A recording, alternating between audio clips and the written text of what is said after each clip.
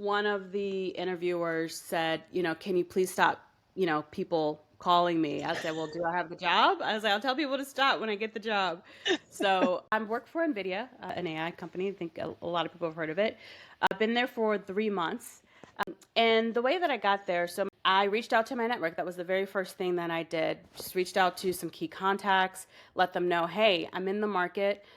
Tell me about what you're doing. And so I just got curious and just started to learn about what some of my peers were doing in the industry to kind of figure out what might be the next best step for me.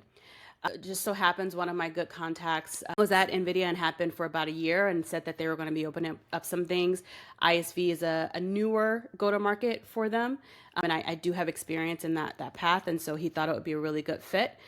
I tailored a resume specifically for that role based on some information that he had given me, submitted me as a reference, and then went through the interview process. So throughout the interview process for each of the people that I interviewed with, I went to trusty LinkedIn to understand who I had connections with. I got people to send in recommendations for me across the board. One of the interviewers said, can you please stop, people calling me? I said, well, do I have the job? I was like, I'll tell people to stop when I get the job. So, and that landed me the job.